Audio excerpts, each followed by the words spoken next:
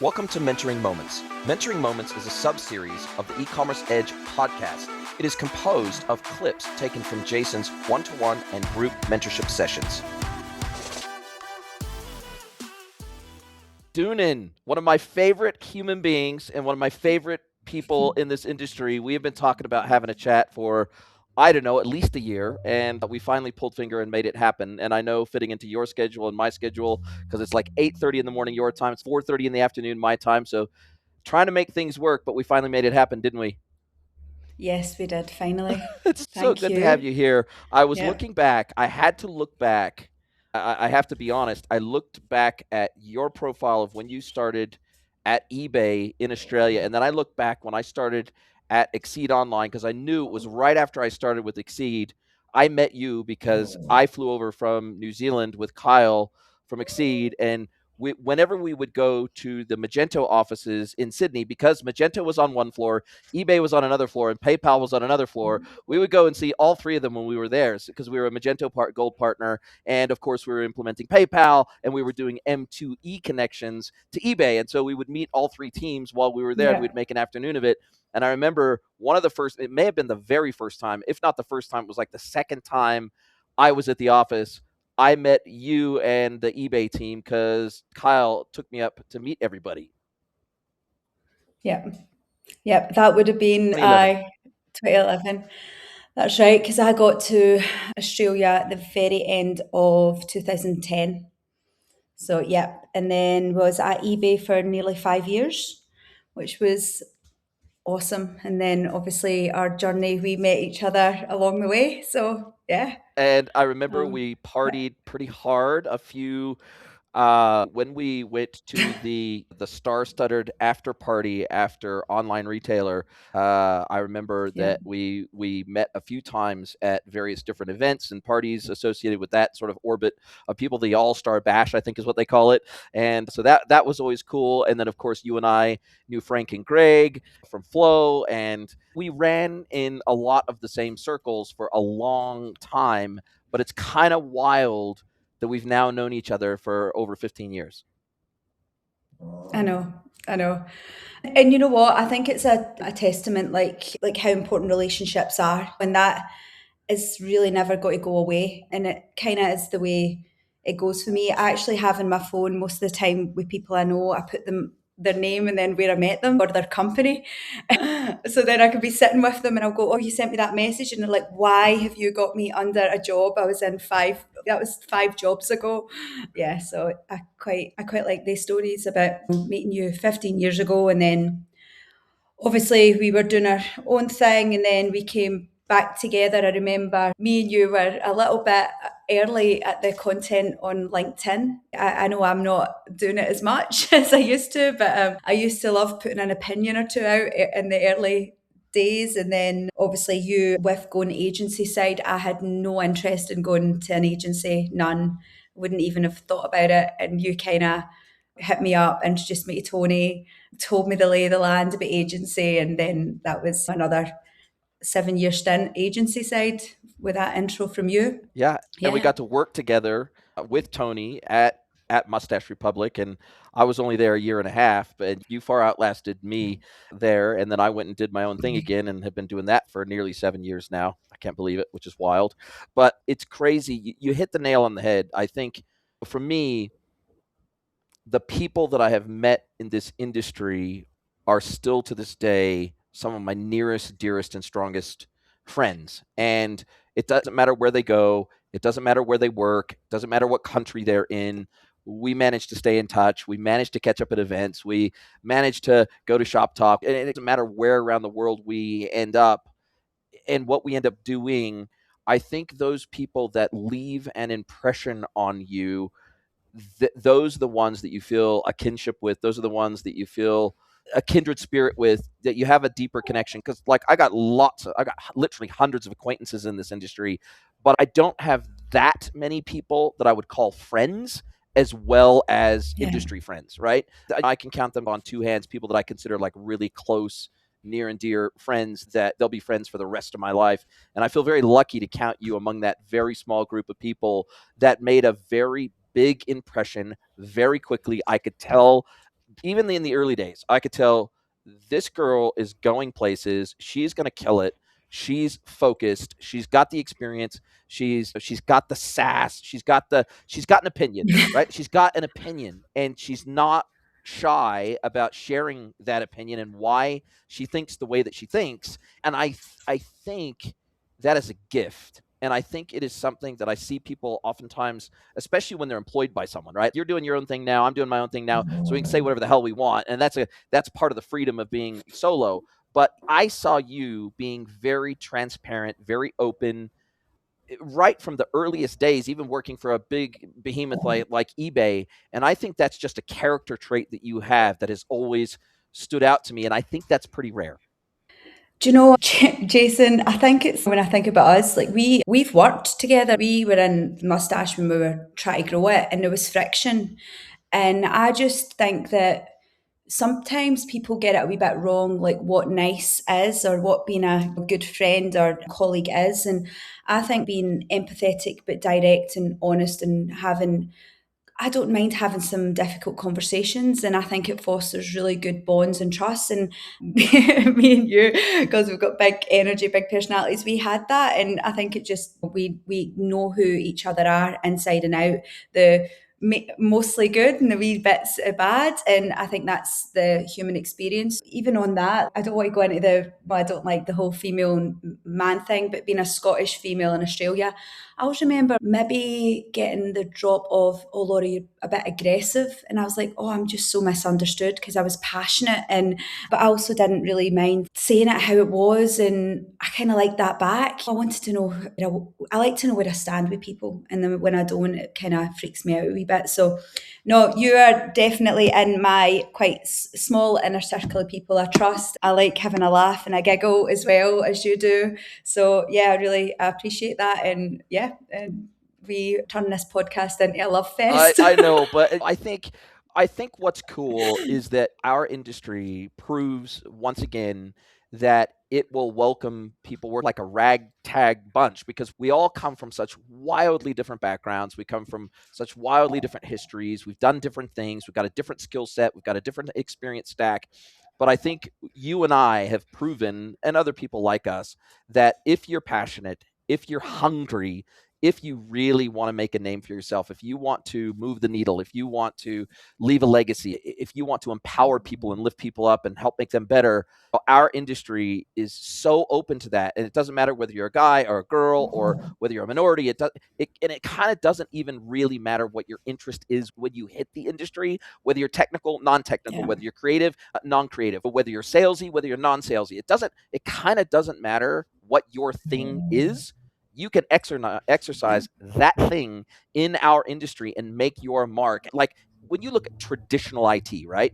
Traditional IT, back office IT, ERPs, IT systems, networking, all that sort of stuff, it's 95% males, right? Like when I look at that, it's maybe Yeah. changed a little bit now, but traditional IT is so male dominated, but I don't see that in e-commerce. I see it as so fair and ecumenical and welcoming, and that's something that I've actually always loved about our industry. And even if you're a little bit sassy like we can be, even if you're an introvert, we'll welcome you with open arms if we see that there's something genuine inside of you.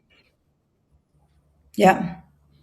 Yeah. No, I don't really think about it. I definitely I see the lunches that are still fully men. I see the panels that are still fully men, but listen, on the flip of that, I have helped organise a few conferences, and sometimes women just don't want to speak as much as men. Where you ask 5 men and 5 women, and you'll get one, maybe if you're lucky, one female, and the 5 men will say yes. So I recognise it's sometimes the optics are not the actual. I definitely still think there's a big gap at that C-suite, that senior level is still. It's like maybe they'll let the females can get to here, and it's still that wee bit harder. We accept mediocre men in senior roles a lot better than we accept mediocre women in their roles. So, yeah, still got a bit of a way to go, but no, I think sometimes you look behind the picture and the optics don't always give you the true story. Funny, I was at an event last week and there was some people from overseas over here, and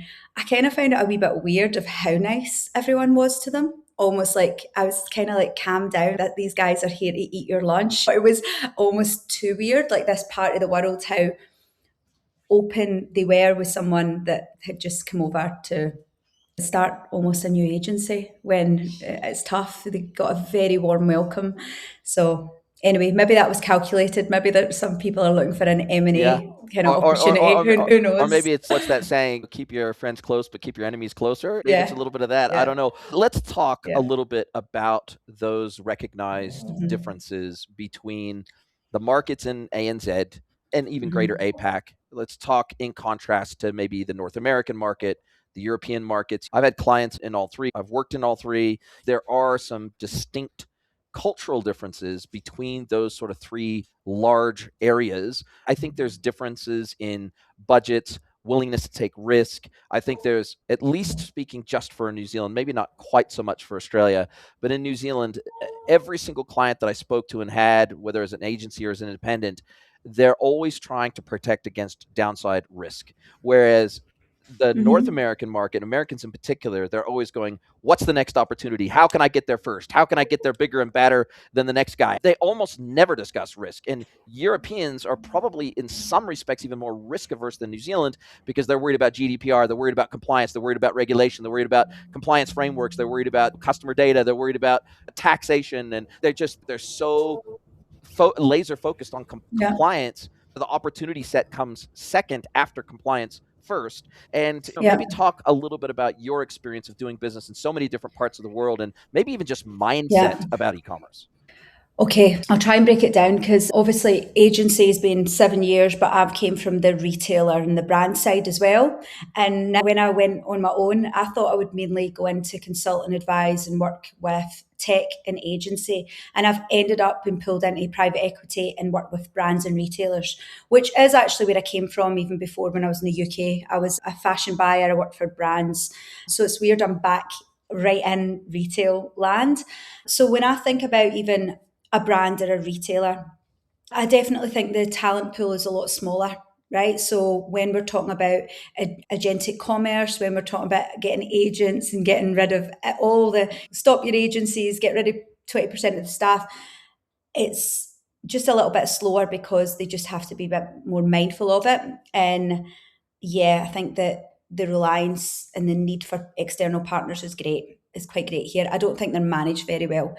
So when it comes to the brand side, I definitely think it's so funny, like that direct to consumer brand. There's some amazing brands here like Princess Polly, LSDK, Zimmerman. What an amazing story about how they've been Australian businesses and they've went global. Right. And then you've got the likes of Meshke, which is a pure play kind of fashion brand, Baby Boo. They're all, I reckon their numbers are all bigger in America than they are here. Right. So the opportunity, I think about it like a David and Goliath event for an Australian or a New Zealand brand to go global is great. And I really believe if you can make it here with the smaller budgets and with a small amount of people in Australia, what is there, 28 million people here, you can make it anywhere, but you have to pick the right strategy to get there and do it thoughtfully. I think the mid-market space, that kind of brand that has, call it sub 100 stores, is really struggling, right? They are the ones that haven't really lent into the social commerce and they're not really playing, they're not experimenting as much as they really should be right now. So that's like the thing I see a wee bit more here. It's like they go in a slow boiling pot. They're going into pain slowly. And I think until they get to the pot's boiling, they don't realize that they're in it and then they start to flap. Whereas in America, oh my God, I've been to Shop Talk 8 times now, right? So I didn't go this year, first year. Everyone's going now. So I'm like, no, I need to find a new conference. But 8 years or 9 years, I've been going to Shop Talk. And even on the booths, the minute they see some tech that they think is going to solve a problem, they're like signing up for a proof of concept there. They're in it. So I love that energy, the way the Americans are, they just will, they're just ready to trial, fail fast and move on to the next one, prove it out.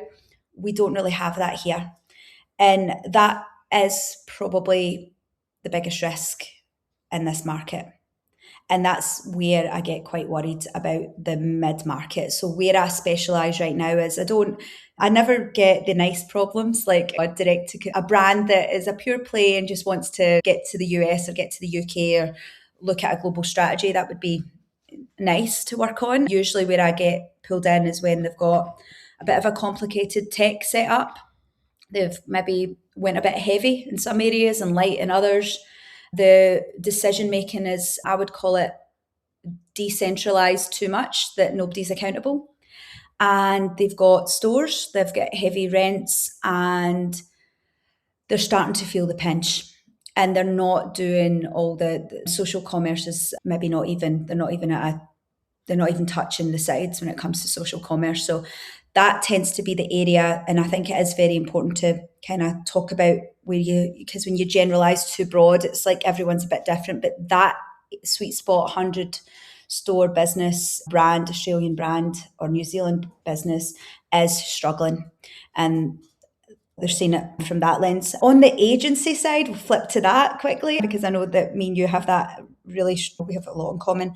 But on that agency side, I would say if an agency can make it in Australia, they could probably make it in the US. They are working on a lot. They have to fight harder. They've got lower budgets here. The expectation is greater. When I go over and I hear the budgets in the US, it dwarfs what you have to work with here. But again, everything comes with how do you do it? That go to market is so important. Like that. So I say that quite, oh yeah, you can make it in America, but the go to market is the bit that will make you succeed or fail. So yeah, but again, the last year, probably you've seen there's been another change. The AI stuff is coming in thick and fast, and now you can't get away with generalizations. So you, as an agency, if you say anything to a client, they've just got to go and type it into ChatGPT and call bullshit on you. If you're so the one thing, Jason, what I've seen, and when it comes to agency landscape, is a year ago they all started to think that they had to become strategic partners. Okay, so let's call it a dev agency, right? We now want to push into this we were strategic, and whatever that means, it's go deeper. And I'm like, that's the wrong direction. What brands and retailers need now is, I would call it last mile strategy. Right. And again, I'm not talking about startup businesses. I'm talking about that mid market where I focus, that kind of agency that wants to work with the brands that are doing like 50 million to 200 million revenue. They want a last mile strategy. They know what they want to do. They just need to finesse the last part. And then they want you to be super great at executional layer. And they maybe want you to bring some AI products to them, but I think they would rather see what you're doing from an AI perspective in your business to operationalize it and give them more bang for their buck. So I've gave you a bit of there. Probably the one thing as well, I think a big gap here is project management skills. I reckon that's where the US can. Again, I'm saying that I don't know if it's any better there, but probably the pool for getting people in that can manage projects is stronger. That's an area I think that we need to get better on. And it's funny, like I was talking to a CEO from a brand the other day, and we were talking about even the makeup of a retail business, of what took to get the retail business here is not going to be what takes it going for the next 5 years. It's almost going to be like you have that layer of knowledge or expertise. So you have the designer, the buyer, you have that, but it's smaller, it's tighter. And then you have almost like consultants that go in, people that can really manage that. They can manage the agents that they build. They can manage a couple of people, and they can manage partners in tech. That's what is almost, it's so weird. Like you can imagine it's becoming like retailers are going to become like a mini agency within themselves. Yeah, look, it's super exciting. And I think on the flip side of that massive opportunity in, let's say, North America or even in parts of Europe, UK, etc., I think the risk of those larger budgets, deeper pockets, etc., is that oftentimes these businesses and brands, they think throwing money and bodies at a problem will make it go away, right? And they oftentimes have the money to do that.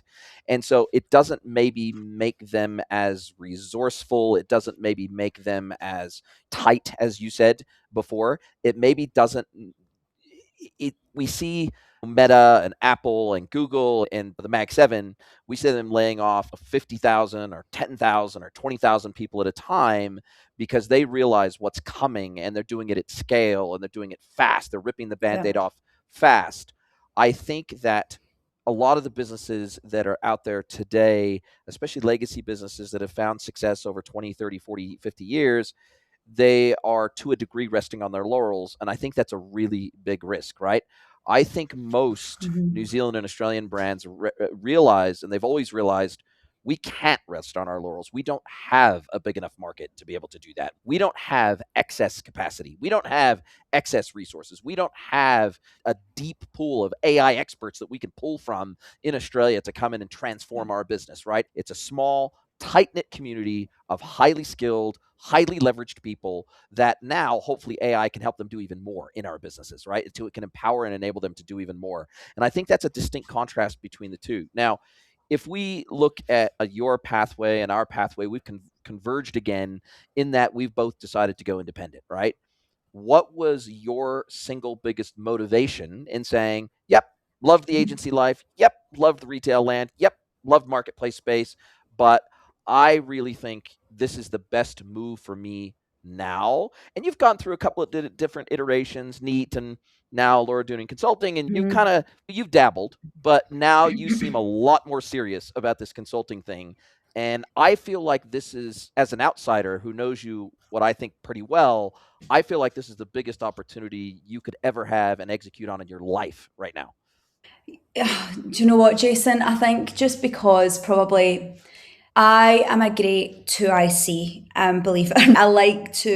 I like an entrepreneur with a vision, and if I believe the vision, I can biz dev. And I'm actually almost like, what I've realised is I'm a bit of a, if I went for a role in a job, I'd probably be looking a bit like going for a CMO, which I would have never said a few years ago because it's about revenue and it's about strategy, right? And that's really the role of a modern CMO. Love it, but I always feel that comes to an end, right?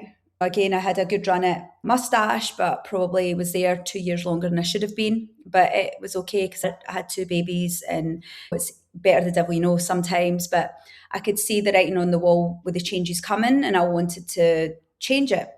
For me, the Neat or Laura Doonin Consultancy, I'm interplaying with the two of them because I kind of see a bit potentially a bigger vision than just me, because the clients I'm working with, they really want a team of people. And I often am guiding them on that. And sometimes I'm feeling that doesn't feel right. So there is probably an evolution into more of a management consultancy approach. But right now, realistically, it's Laura Doonin, right? It's me. It's me you get. I'll go a wee bit fruity. I think for me, I started to see what was happening with money.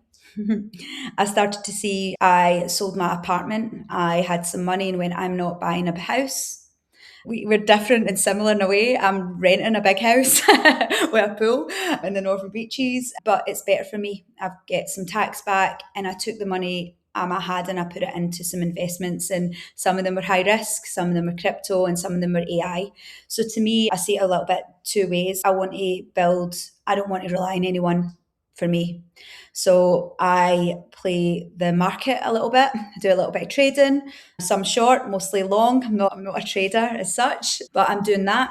And I think there's a stroke of luck. I've got in some of the AI trades when if you look at the parabolic moves, and that's good. So that's given me a wee bit of confidence to be me.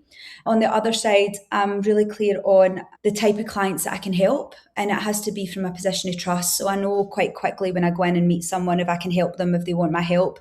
And it's almost like that distinction, like I want to go in at the senior level in the C-suite. I can work with anyone in the business. It doesn't matter whether you're CEO or the janitor, as long as you're decent and can get shit done. I'm like, come on.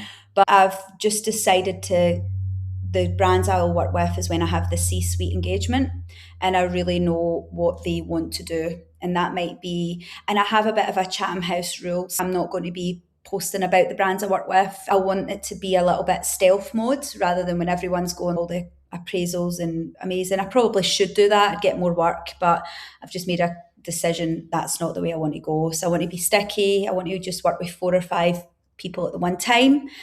And We live, everyone's, what's to say, opinions are like arseholes and everyone has one. And I kind of want to explain my approach and my philosophy. And hopefully I'm the arsehole that they kind of like the approach to. And it's a little bit, I think I'm very conscious of fast and slow, right? And probably similar to you, Jason. Sometimes you have to do a 6-month project. Sometimes you have to do, I don't know if you have to do ERP projects anymore. Anyway, for now, we still do, right? So sometimes you have to do what you have to do. And even if something is coming in the future, it's like you can't wait. You just have to make the call and move. But what I've kind of tend to do now is I try and work in 8-week sprints, right? So what that means is it's low risk and we've got deliverables against it and we prove it out and then we move on to the next sprint. So I believe that's the best way now with the current environment is to work in sprints. Yeah. And with AI, weirdly, I've ended up, which I never thought I would be, but if you work in tech or you work in anything with retailers, you're doing Yeah. AI Whether now. you like it or You're not. strategizing AI, whether you like it or not. And I'm finding a lot of the retailers, it's like what they're doing with AI, and probably everyone, they're using it as like they're pulling the rug up and they're going, let's go through our end to end operations of the Yep. business. And actually, even without AI, they would, if they did this exercise, they'd be able to clean up, go faster, probably get rid of some dead weight, optimize the really good people who are under, who could give more to the company. The AI is the gateway to do this exercise. So what I'm finding is, and this is a wee bit where I'm finding the agency land are a little bit maybe confused with it, maybe not, but the retailers and the brands, they want to do, it's the operational AI piece, it's the back of house AI piece, right? So it's go in, find out like how they do trade packs, how they're doing their marketing plan, how they're doing tech packs to get things made in China or wherever it's getting made. That's actually the gateway in. All the other front end stuff is, yeah, cool. That's a different team, but that's the kind of unlock for a lot of these businesses right now. Yeah. So I'm doing a bit, there's 2 AI projects and I'm laughing as I say that because I'm using Claude and ChatGPT. I've got it set up. I think it's pretty good, but I'm not, I did buy a Mac Mini, but it's still in its box. I don't know why I bought it. But anyway. I love it. Yeah. I love it. And one of the things I'm seeing is that I'm going to go back to something you said about 5 minutes ago, which was my clients, at least, most of them ask what my AI strategy is inside my own business. Like, what are you going to bring to the table in terms of your AI skill set, your AI experience and everything? What are you bringing to the table? How are you using AI daily in your business to make you more efficient for us? So yes, we want your 26 years of experience. Yes, we want you to help us see around corners. Yes, we want you to help us connect dots that we couldn't connect on our own. But we also expect you to do that in an efficient way so that you can bring maybe the length of our engagements down, or at least we can deliver more in that 8-week sprint in your case, or in my case, it's a 1 month, 3 month, 6, 12 month, whatever engagement. And so there is absolutely, I think, an expectation that those of us that work in tech, it doesn't matter where you work in tech. It seems like everybody has an expectation that you are the expert on AI now all of a sudden, even if you're not a techie, meaning you've never been a developer. I've never been a developer. We've worked with developers a whole career. I'm a non-developer, but I'm a technical non-developer. But it seems like every single client I run into definitely has that default expectation that we're going to be as efficient as we can be with our time because we're using AI, and at least as part of our delivery structure. Yeah. Yeah. I don't know about you, Jason, but it's it's an amazing tool for Yeah. me, right? I'm a thinker. I'm like a nuanced. I'm in the grey list, but that I use it and it makes me a lot Yeah. clearer, and it can make me punch out information a lot Yep. faster. I've always been impressed with the people who can come into a boardroom and do amazing slides and pivot tables. Now I'm like, hey, hi, we're I could do here. that. So Yep. yeah, I can do that now. Yeah, so I think that knowledge layer is that's the currency of the future, right? Knowledge. I'm excited about that. I think it's like giving these tools in the hands of people like you and me and a lot of others who have great knowledge, and just leaning into playing with them is exciting. But again, I also think it's a scary it's a scary place. The one thing that I'm finding a little bit, and again, this is me just being completely honest, and a lot of the AI people, but like, I do find it a little bit hard to know how much is it costing and all this tokens and how you do it and then the security around it. I'm definitely with the frame of mind, and I had an AI agency, and I disagreed with some of their philosophy, but I'm a little bit like, don't throw the baby out with the bathwater. Don't be doing massive big AI projects and spending millions of dollars on something that's going to completely change it, like almost day to day and month to month. Or Totally. the way you build it, right, is like, the interface is one thing, but whatever LLM you plug in should be completely changeable. Yep. And the knowledge layer and the prompts are really the most important thing. It's quite simple once you grasp the concept of it.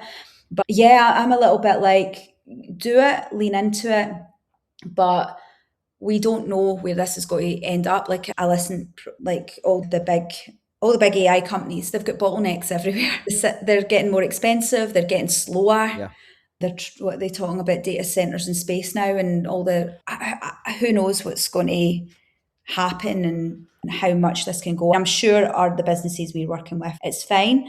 I just think if a CFO asked me how much will this cost me, I wouldn't know really what to say. And I don't think any of us have good enough models yet to be able to predict that. And we could even ask, although it's interesting because I think with Manus and even with Claude, I can now describe a scenario or something I want to achieve with that tool, and I can say roughly how much is this, roughly high level based on these criteria, what is it going to Yeah, cost me in tokens to deliver this thing, right? And it's yeah, pretty accurate now. So I think we're getting better in that. I think you have to ask the yeah. question of the AI, and oftentimes people aren't even asking. And I don't know if you're seeing it yet in Australia, but I'm seeing one of the perks that American companies are now offering staff is either unlimited tokens or ridiculous monthly budget for tokens. That, like, they're making that part of the comp package. They're saying, hey, you can come in and you can have Go for it. unlimited Claude usage, or you can come in and you can spend Mhm. $50,000 a month on Claude or whatever. It's pretty wild how fast that has become part of what makes a company a great employer. It's crazy how that has become part of the criteria of how much will you let us use AI as part of our daily job? What restrictions and what caps are going to be on that? How much are you going to let us test and learn? How much are you going to let us, like, how much of a business case do you expect us to create before we start using these tools? It's crazy how fast, like that, at least from a US perspective, has really only come into the dialogue in like the last 6 to 12 months. Like, I'm hearing more and more people talking about that now, and I don't know if that's getting much airtime in Australia yet. Me and the AI consultant I'm working with for a brand ran a report, and it was like, and the CEO wants everyone to use it, but and I think what you're saying is it's almost like a non-negotiable that people have to set it up, right? Because there's security issues around it. So what we're seeing is you've got businesses and everyone's using the tools, but they're all using whatever the hell they want on their private Yeah, or on accounts, their phone or right? whatever, and then emailing it So to themselves at work. yes, and I think that's like something that you're like, I was actually just looking at some of the data points, but it's everyone's using it, but they're all using different tools and it's all fragmented. And then they feel like they're doing something wrong. Who knows what they're uploading? They'll be uploading company data. So they're on a bit of a, okay, how do we get it secure? How do we get what accounts? How do we structure this? How do we roll it out to the team and enable them? So that it's almost like if a business isn't doing that, they should do that straight away, because that's just, can you imagine the, Blowback. I don't know, you could get the blowback. It can come from everywhere. So, and you can imagine the companies setting up to get people for the blowback, Yep. especially in America. So, yeah, I think it's really, I think people are nervous in businesses because they haven't been enabled, they've not been told what tools to use, they haven't been given an account, and they want to use it for their day job. And weirdly, I think when we did the survey, we thought that people would be a wee bit shy, but they were like, they were like saying that they believed that they could free up almost 15 hours of their week with it. With all them, so there, I think there's a layer of people that are scared of it and they don't want to use it and they think it's a risk to their job. I would say the majority, the 90% don't. They're like seeing it as just get me to do cooler things or I could be given more value to the business. So yeah, so I reckon the security and the risk is what's going to have to push the boards to make a decision that they need some AI compliance and a strategy around it. Oh, 100%. I think on the flip side, it is wild how much like in terms of research, in terms of connectedness with all my systems and my internal proprietary data that I can access and my internal proprietary frameworks that I use with my clients. Even I historically have not been an Excel guru person. I could do basic formulas, but I was not CFO level Excel guy, right? I can now, with Manus connected to Google Workspace and Google Sheets, I can tell it what kind of formulas I want to create. I can tell it exactly what I want to calculate, how I want to present it, and what I want the outcome to be. And it will go away and it will create those sheets with all those formulas for me, with the pivot tables, the final summary tab. It will just do it all for me, and it will do it in about 3 minutes. It is pretty exciting how, but even just creating basic, simple apps that do things for me and automate some of the manual processes that I've always done as part of my delivery process.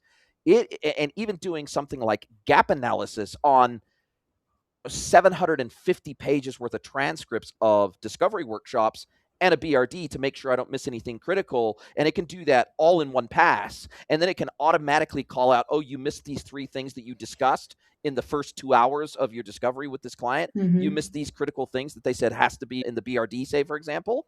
I used to have to do that manually. I used to have to go back and re-listen to every single recording to make sure I didn't miss anything important. Now I can hand that off to AI. So in terms of a junior analyst type of role, it's pretty crazy how much productivity it has given me back in my day. Yeah, yeah. And that's what I'm like, that's one, the projects we're working on, it's almost like we're creating the brand brain, right? Yep. So you're creating the brain and then you're having agents off it. So it becomes the operating system of the business. And the one of the CEOs I'm working with is so excited by this. He's a bit of a different breed. He loves it. But he sees it like what you've said is you're asking it a question, it's giving you your to-do list. Every department knows where it's at. There's not as much what happens in traditional retail is they're doing retros. Yes. What happened last Yeah. week? They're like every meeting is about what happened, and now it's let's change it with this system of what we do now going forward. So I would say that's a really cool thing that I'm excited about. I think on the agent side, the front end side, what I do see is we're going to have lots of custom code. Yeah. Remember back in the day where you used to build shit, Yep. where developers used to build things for the sake of it. We're going down that road on that side. So again, I'm very mindful of you have to build agents that serve a real purpose. Yep. And not just because I can just see it. Can you imagine you're going to pop the hood wherever you look and you're just going to see all this? There's the dead agent. That was a half one. Yep. That was no. Spaghetti code everywhere again. Aye, a wee bit. My approach is more, let's sort the internal AI strategy. It's helping me be better. Deliverables. I'm not taking too long, 2 hours, try to make a end of week. Here's what we did. Here's the outcomes. Here's next week. And then on the agency side, the dev agency or digital marketing, it's just about, I think, being mindful of solving real problems and then just executing much more effectively. And I think the opportunity for agencies is to go deeper with the business, right? Nail the area you work on and then be the trusted partner that then gets brought into the other areas. I'm seeing a wee bit of that and I don't know if it's like this in America, but here in that mid-market agency, they get put in the bucket that you do my web dev and that's all you can do. Yep. They should be the person that a retail organization, when anything comes up from a technology standpoint, they go to them first, right? They are such a good delivery partner. They've got our front end sorted. We've got a roadmap. Everything's good. And often They they're know the ones that are execute. responsible for your system integrations anyway, right? They're doing all your system Yeah. integration between the front end and the back end, or they're using an iPaaS system or whatever it is. So like they know what your connected systems are. Even if they haven't delivered it, they know what your connected systems are. They know where the data is. They know where the skeletons in the closet are. They can help you start getting those skeletons out of the closet pretty quickly. Yeah. Yeah. So it's exciting. I think that, but I don't know, I'm feeling the market. Truthfully, I'm hearing, I think that mid-market space here, they've felt the last couple of months that sales it's a punish, it's a challenge. There is a little bit. So from that, when you said it's the best opportunity, sometimes when you ride a wave where everyone's good, like, sales are up, everyone's shopping, life is grand. And being a consultant, working with business and that, you kind of, I remember it with eBay, where you rode the wave. Everyone was going up and we were all clapping, yeah, look how good we are. And it was like the market was moving. That's not the case. So that's one thing I'm definitely feeling is there's a lot of emotions. Business is very challenging for that mid-market space. And yeah, so you just have to do your best. But I really like that idea or that approach of I think it's you have to test things, you have to experiment, and you have to take some risks right now. And yeah, I think this market's going to have they're starting to take more risks and not what they were previous, which is good, but not at the same scale as what the American brands do. Yeah. Yet. So Look, yet. let's change gears a little bit here. As you know, I've been focusing on B2B since I started my consultancy Yeah. because I saw that as the next great opportunity. I was trying to skate where the puck was going, and sure, Yeah. it could be argued that I was maybe a little bit early. I felt like more of an evangelist 5, 6 years ago than I do now. I don't feel like I have to be as much of an evangelist now. Now I can help businesses actually execute. But I still see a giant gaping hole of an opportunity for a lot of D2C brands that have never explored strategic wholesale. And I still see they try to own every channel. They're selling online, they're selling through marketplaces, they're selling through retail stores. They don't want to let it out to other retailers. They don't want to sell through non-owned channels, right? And Yeah. we've seen the risk of that with the Allbirds implosion is just the latest example of that, right? We've seen that problem with 8 Sleep and Casper and a million other D2C Mm-hmm. brands that either they had their heyday during COVID and then after COVID they just imploded, right? And Allbirds famously, up until the last 6 months of their existence in their former version of themselves, they had on their website, we do not do wholesale, so don't even ask. In other words, we're not going to sell to you. We sell to our end customers. That's it, right? And then about 6 months before they imploded, they threw a Hail Mary in Europe and appointed a couple of regional distributors in Europe, but it was too little too late, right? And my Yeah. position is there's two things, and I'd love to get your take on this. There's two things that I take away from this. One is every single D2C brand that I've worked with who wanted to establish a strategic wholesale channel, when we run the numbers and we run out what their net margin will be for wholesale sales versus retail sales, the net margin oftentimes works out to be very similar because on the retail side, where they own every sales channel, they're paying sky high and rising customer acquisition costs. They're paying sky high share to marketplaces and rising, right? Sky high logistics fees and rising. And they're paying sky high rents for physical spaces. And what looks like, if you only look at the gross margin, everything looks rosy on the retail side.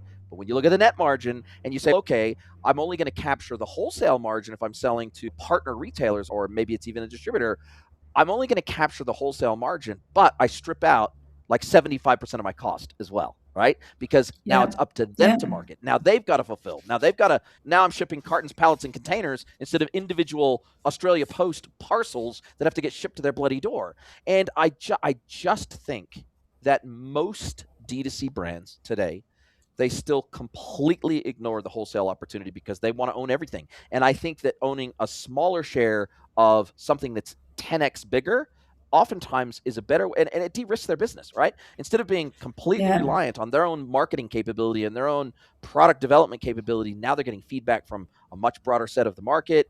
They're able to go into new markets at lower risk if they appoint a distributor in that region, etc. And so I'd love to get your take on that D2C reluctance to explore strategic Mm-hmm. wholesale as a channel.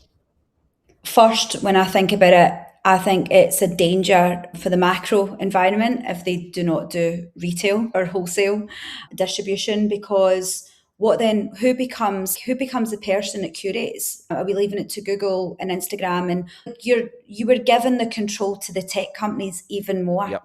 right? And we know that's already happened, right? We're there, but I'm like, if you want to keep brands being led by brands, then you should lean into wholesale relationships, because like the truth is a female who's going to buy a black dress doesn't know, she wants to go and see black dresses from multiple Yeah. brands, right? And then if she likes your brand and likes your fit, then you'll get her to she'll come to you, or not, she'll buy your brand again from there. So I'm a big believer. What I would say though, Jason, is a lot of the big retailers have got in trouble, right? So what I would say is this is, and I'm thinking more from the beauty and the fashion space. David Jones here, it's in Even trouble. Meyer. What does that mean? I'm ironed it, Yep. right? They're the biggest opportunity, you would say, right? And look at what's happening there. You do have the iconic and different on players as well. One, I'm a massive believer in it. Two, the funny thing, going back into a fashion business and seeing it, they're actually big in a traditional style. Like they've got their, I don't know if it's their buying team who'll go to France and take the product range and show some stores. They're doing it like we're back when I was a fashion buyer in the UK in 2020, Almost like a 2005. trunk tour, Like right? Kind of thing. that, they're doing that. It's like we're back 20 years ago. Mm-hmm.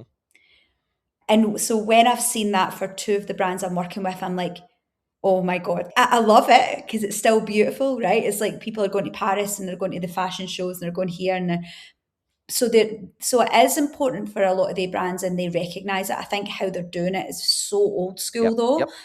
that needs to be modernized. So I am a big believer, but as well, I still struggle, Jason. Again, this is where I'm almost like bipolar. I want retail to survive. I want brands to be about. I believe in partnering with bigger or multi-brand retailers is should definitely be there, but also like the likes of Amazon. Yep. So what do they have? They have, is it 50 cents to every dollar online spent in the Yep. US is spent through Amazon? And so if you were launching in America, should you have an Amazon strategy? How could you? Right? I see it as how could you not?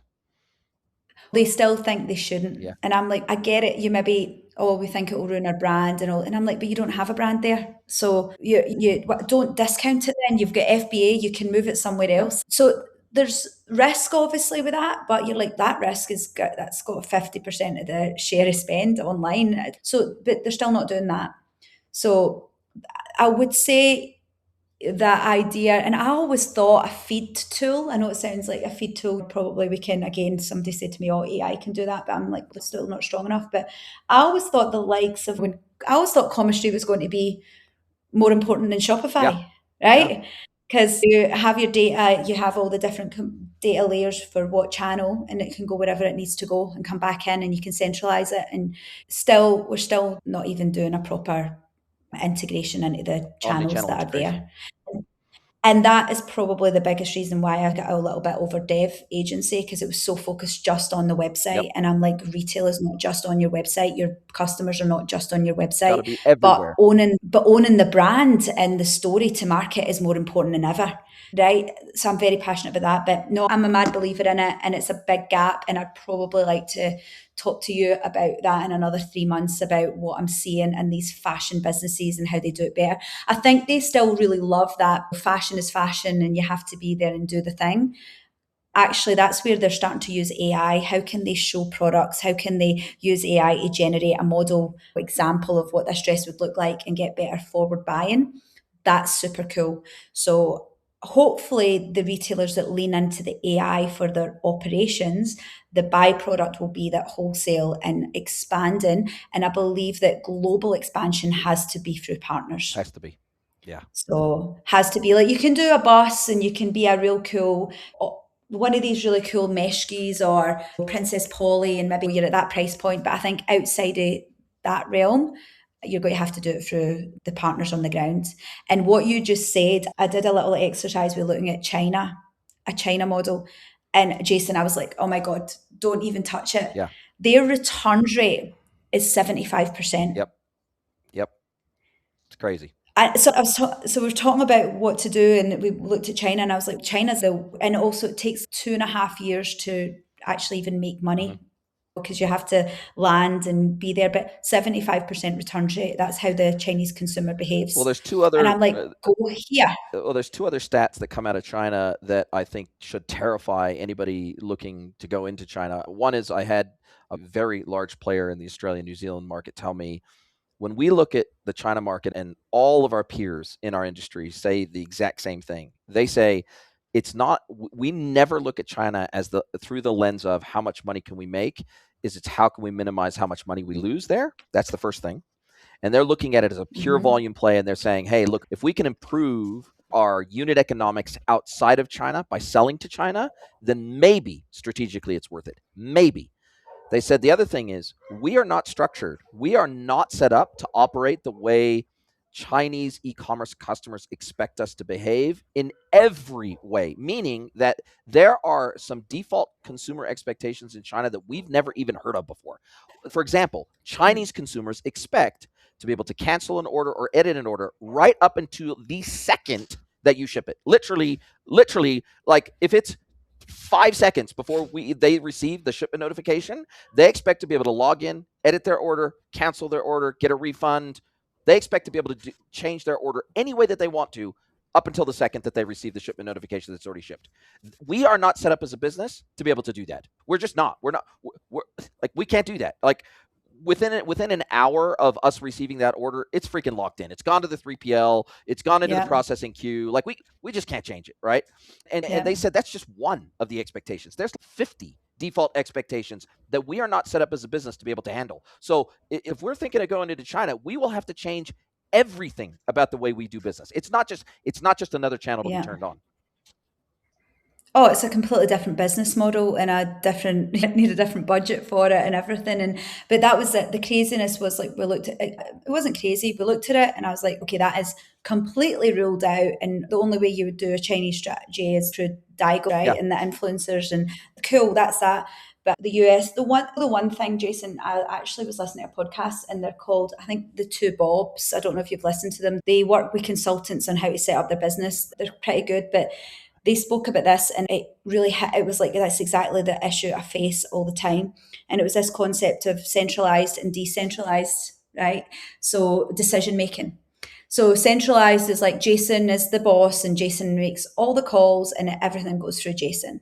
And then, so that's maybe too extreme. It's one person making all the decisions. Decentralized is when it's decentralized. You've got multiple people and they're all doing their parts. That's like utopia if it works well. It doesn't work well, right?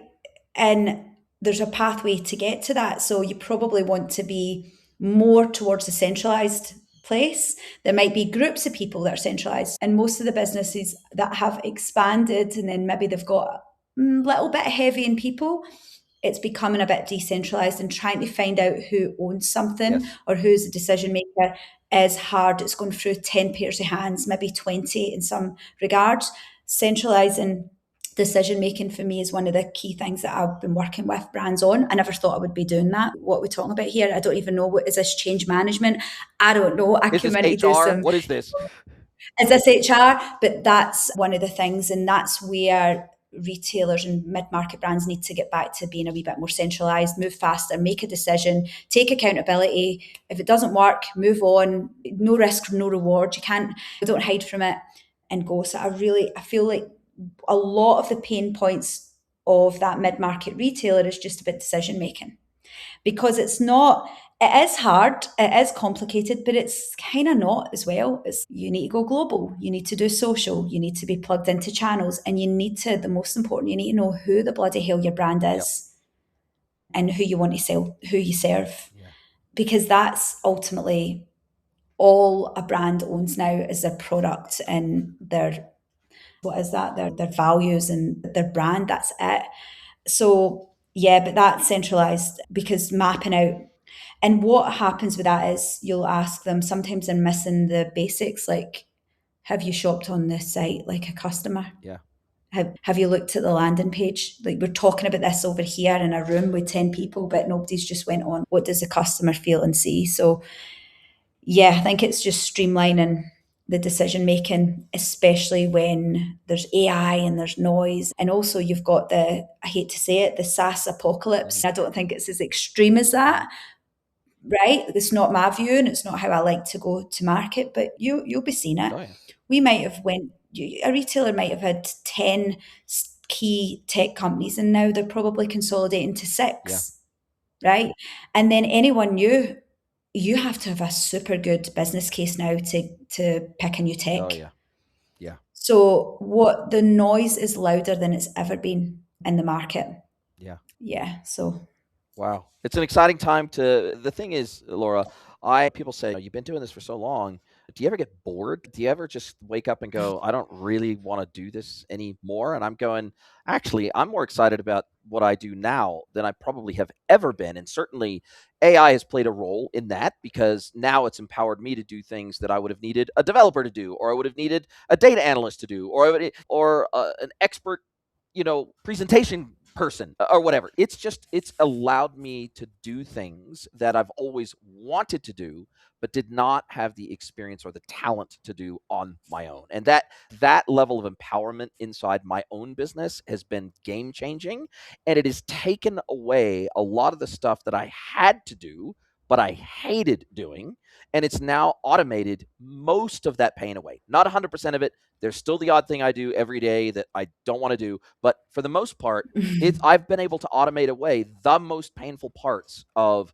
my job in working with my clients. And that has just reignited my passion for doing this and being able to do it for more businesses, more people, more connections, more friends. And it's interesting because about 2 years into running my own consultancy, and we've talked about this off air, but I originally only worked with manufacturers and distributors. But then funny thing happened. About 2 years into my consultancy, I started getting approaches from SIs and approaches from investors and approaches from platform vendors, all in the B2B space, that said, hey, I know you work with manufacturers and distributors, but can you work with people like us? Because like maybe it's a D2C agency and that's all they've ever done. And now they want to expand and they want to start taking on B2B projects, and they don't even know how to start. They don't know how to scope those projects. They don't know how to price those projects. They don't know what technology's out there. And they're like, we don't even speak the language of B2B. So we sound like retards when we talk to them. So we need you to come in and be kind of like our fractional B2B lead with our clients until we can get up to speed, and until you can do enough knowledge transfer, we can kind of own this ourselves. And I love to do that. And I love to help them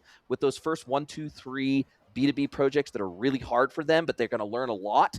Like it feels so good. And so I see those as adjacencies where I could quickly build out frameworks that would work for those types of businesses and those types of clients. I know you're super heavily focused on retailers primarily now. Do you see any adjacencies in the near term that you go, hey, Jason, my ICP today is a retailer doing between 50 and $250 million, and I'm engaging directly with the C-suite, and hey, I can help them move the needle real quick. Are there any adjacencies you see right now that feel like a good fit in the near future for you? Do you know what? Me and you have spoke a few times about the ideal client profile. And I think what has happened is, maybe before 5 years ago, it would have made sense for someone to get more leads if they were focused on B2B, tech or agency specific, right? So it would more niche down. Now your niche is B2B. Yeah. And it doesn't need to be as niche down because we've got AI and it makes sense, right? So I think the niches are changing. One of the issues I've always had is I'm quite broad, and it's almost like a vibe and a gut for me who I can help and what makes sense. That doesn't translate very good to a marketing appeal, right? Yeah. About what the hell's Laura doing and good at. So what, for the time being, it seems to be the people that are really needing me, and I do enjoy it, is that fashion mid-market retailer, and that kind of, what we said, that 50 to 150 or more space seems to be where I can add a lot of value. However, that being said, I love talking to tech companies and being, because you can't speak to the brands and retailers like you can speak to agencies or tech partners, Totally. right? It's a different kind of, I probably talk to them the same, but you shouldn't, right? I definitely think the vendor, and I might actually do a wee bit of work with some tech, some people as well. So no, I would say that's probably my objective for the next few months, is to try and get a little bit of clarity in the messaging around the ICP of who it is, but definitely not want to.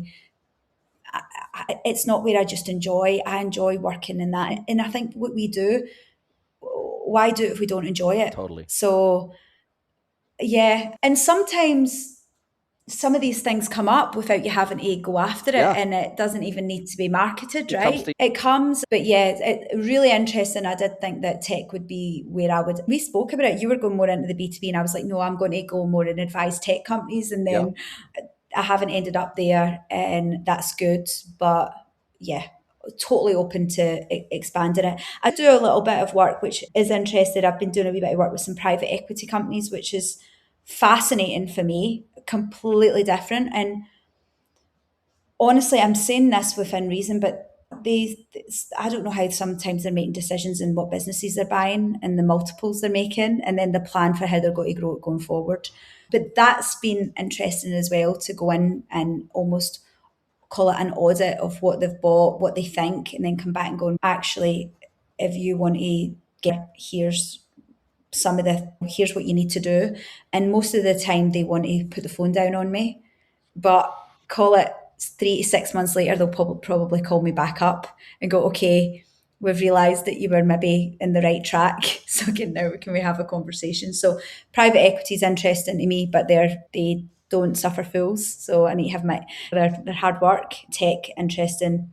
And for the meantime, just serving that kind of C-suite level of brands is probably in the next 6 to 12 months of what I'll do.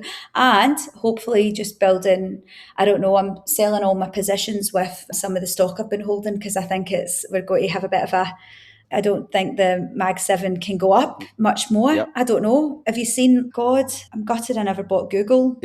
No, I never buy single stocks. I'm an index guy. I try to de-risk, and I'm heavily tech ETF focused. But yeah, look, I continue to put money into the US equities market on a regular cadence. I put roughly 50% of my income a year into the market. Wow. And I will continue to do that for as long as I can do that. And automatically, because of that, I'm always dollar cost averaging, because some days it's up, some days it's down. But if I'm going to, sometimes I'll hold a little bit of cash. If I think something is looking a little frothy, then I'll wait just for a slightly better entry point. But I think it's all about time in the market versus time in the market. And as someone who's been investing in the markets for over 20 years, that has proven itself out time and time again. Because all the times when I've thought, oh, maybe this is a little bit frothy, maybe I should jump out, and then I stay in because I'm like, oh, well, if it drops 20%, cool, then everything's 20% on sale and I buy more. Every single time I've considered jumping out, like literally within 2 months, it's up an additional 10%. Like, it just, for me, I know that most active traders, and this is like their job, that's all they do is actively trade every single day, can't beat the S&P. So if people that do this every day for a living can't beat the S&P, what makes me think as a single stock, individual stock trader, I could beat the market? It's so hard. I really think it's tough. Yeah, just hodl into it, just hodl, and it will 100%. turn out. I do think something for me on going to work for yourself is not just about going to work for yourself. It makes your brain think about money completely differently. And that has been probably one of the most important things over the last, call it 18 months to 2 years, like me thinking about, how do I make money? How do I build wealth? Not even but make money, build wealth has been really important, because I don't want to be chasing like the next client and oops, 3 months, oh, I'm missing. I want to really lean into it being quite organic and natural. Obviously you need to work for it, that's just life, but yeah, I'm excited about the next year, but probably a bit more pessimistic than you. I feel like the space I'm playing in right now I'm going to have to take a Valium some nights to get to sleep, because it's going to be Well, speaking of that, if you could sprinkle your own Laura brand of fairy dust on the, let's just call it broadly, e-commerce consulting space or business consulting space, and you could change one thing about it at the snap of your fingers, what would it be? I don't know. It might be different in America, but being a consultant in this part of the world is half the time saying you're unemployed, really. Yeah. Isn't it? Yeah, I don't think I would really change anything, but I do think there's a gap between single and independent consultants and then the big guys. There doesn't really seem to be very many in the middle. Yes. And that's where I think about the opportunity being, because I don't know, it doesn't really appeal to me to be running about as Laura Doonin consultant. Say that's not what I want to do. If I'm Laura Doonin advisor, I want to be sitting on a couple of boards. Yep. If I'm staying in the consultancy space, I want to build something that's a bit deeper than me. Mm-hmm. So yeah, that's where I'm thinking about it going in the next couple of years. Will be like, who is it? Is it 4 or 5 people that sit with me? Yep. And we can cover quite a few bases within the business, and then we can also have a project manager to run point. Yep. Definitely leveraging other partners, but having that core ecosystem of people in the one place. I don't think brands don't like signing multiple invoices off, right? They don't. And that that space I'm playing in, they don't. If I bring in 5 different consultants and that's 5 different engagements, 5 different contracts, it's a punish. And that often would rule me out over someone else. Totally. Totally. So that's my thinking is like, how do I, and again, I'm okay with not being there right now because I've got a 2 year old. But next year, if I maybe get a wee bit more energy in me, that's where I'll probably look because I would like to go in and probably not just give a solution, but actually give a solution and an execution strategy as well. I love that. I love that. I'll drop a link to your LinkedIn profile in the show notes. But other than that, if people want to reach out to you and have a chat about all things retail excellence, let's just put it under that broad banner. What's the best way to get a hold of you?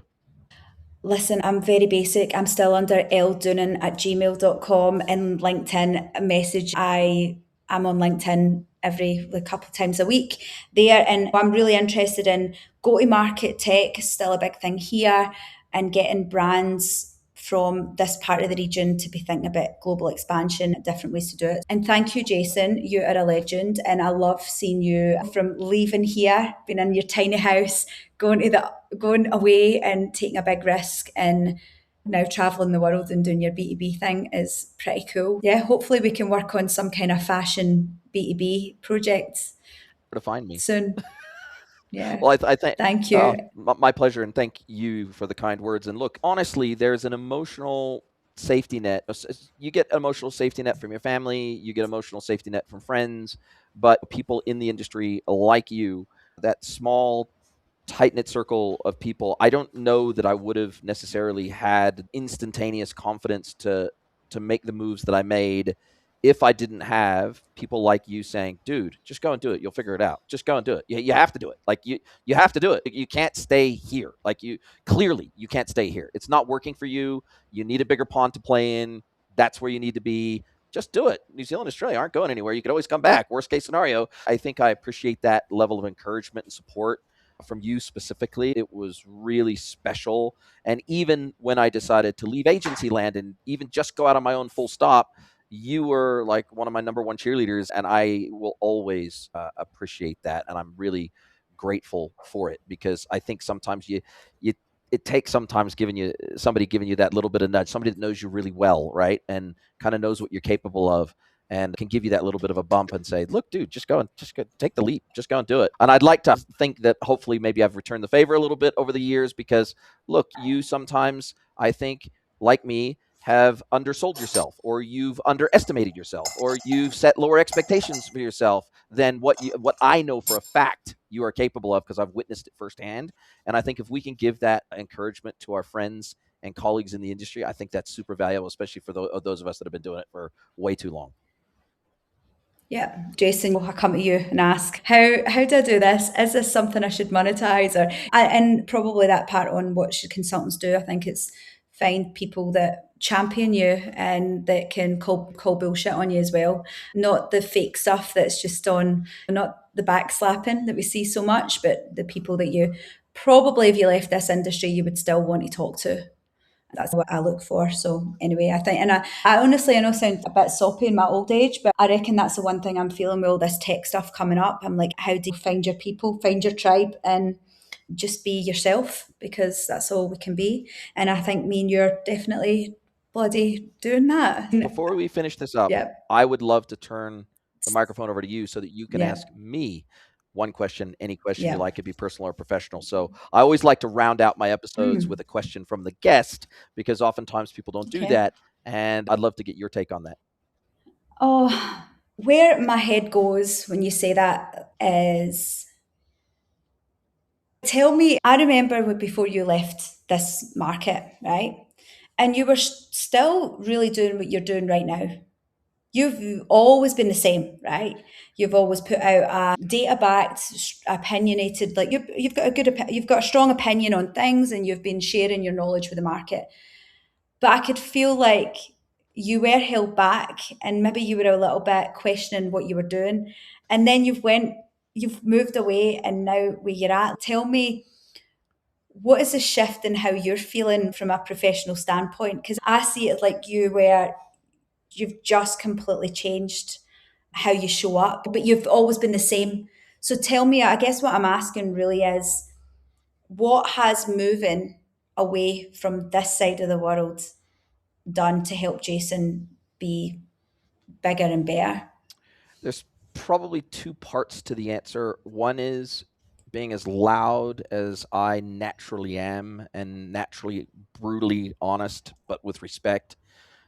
Doesn't go down well in the New Zealand market in particular. It's more accepted in the Australian market, but not accepted in the New Zealand market. It is just not. And so you're expected to be really polite, and you're expected to do the niceties, and you're expected to maybe hold back your opinion a little bit and maybe Mm-hmm. take the edge off it a little bit. Whereas in the Americas, at least, people actually really value and respect that. And they actually look for me to be a disruptor of their business. And they're like, hey, we'd rather be disrupted by you as a consultant than be disrupted by a competitor, and they kill us. Right. And so they're like, we just want the honest truth. And I can tell a client that their baby's ugly and they don't get offended in America. In New Zealand and Australia, to a lesser degree, you got to be much more, there's a lot more politics involved Yeah. and you've got to really watch your back and what people are saying behind your back. And in Australia and New Zealand, it's such a tight knit thing that if you burn one wrong bridge, even inadvertently, even without intention, and you had no malice in what you said, if it's Yeah. perceived the wrong way, you can kill your entire career very quickly. And so you have to be a little Yeah. more cautious than I like to be in kind of how Mm-hmm. I say things. So I feel I have felt a completely new lease on life once I got back to targeting American clients that speak a lot more like I do, and they expect me to speak to them in a really respectful but bluntly honest way. Okay. So that's the first thing. Second thing is, once I could get to a place where I had almost zero living costs or very low living costs and zero debt whatsoever, that gave me the financial freedom. I wouldn't say necessarily that I made FU money and so therefore, oh, I'm a multimillionaire, so therefore I don't really care what I say and I don't care whether I can win new clients. No, but I Yeah. got to a place where my cost base was so low compared to what I was making, to where it was like, if I don't take on any brand new clients for 3 months, great, no problem. I'm going to wait for the right one to come along, right? And so I never felt like I had to take on clients that I wasn't a great fit for just to pay the bills. And so therefore Yeah. that freed me up to be a little bit more vocal, a little bit more honest, put out a little bit more content, just really go for gold and speak my truth, basically, of what I was actually seeing in the market, right? And not worrying about maybe offending a platform vendor that was the source of a lot of my business or whatever it is. No, I'm going to call it a Yeah. spade. I'm not going to be rude, but I'm going to be real honest, right? And it's those two things that have made the biggest difference for me. Yeah, because I don't see Jason having changed anything from the Jason I knew, but I just see that you're a lot more in, you're where you're meant to be. Like, and I think it's that energy field, and I hear you on that. I think this is quite an echo chamber in this market. Yeah. Yeah, so, but no, I love it. I can see it. And I think as well, it does, even the people that might be go against or not like it at first, the more and more they see it, it's, oh, they get Yeah. it as well. It's like that repetition thing. I don't know if it's repetition, but no, I think that's awesome. I've seen you about doing the B2B stuff as well and being in London and wherever they're going. It's cool. Maybe I'll, B2B is not my thing yet, but you never know. We're allowed to change Exactly. and evolve, aren't we? But no, it's Laura, but the one that's thing I will awesome. say is that people like you and me are an acquired taste, right? But Fuck. the reality is that we're not for everybody, and that's never been my goal, right? My goal has been for, Same. like, I think your vibe attracts your tribe, and that's been borne out over decades of doing this. And I have never wanted to shrink or be less than I am or change the fundamentals of the core of who I am to win a deal or to pay the bills or whatever. That's just not my style. I know it's not yours, and I think that's one of the things that connects us, is that we're just exactly the same way. Like when you and I have sat down and you've had a whiskey and I've had a bourbon in our hands, we're saying the exact same. Maybe there's a little bit more swearing in there than has been on this podcast, but we talk about the same stuff, right? And we're really honest Yeah. with each other, And I really value you for that honesty. And I can't wait to speak to you again soon. So thank you for spending time with me on the pod today. Really appreciate it. Thank you for having me. I should have been on about 500 episodes ago, but we got here. And thank you. And I will get about my day. And yeah, appreciate you. And I'll speak to you soon. If you'd like to get mentored by Jason for free, head over to greenwoodconsulting.net, scroll to the bottom of the page, and click Get Mentored by Jason.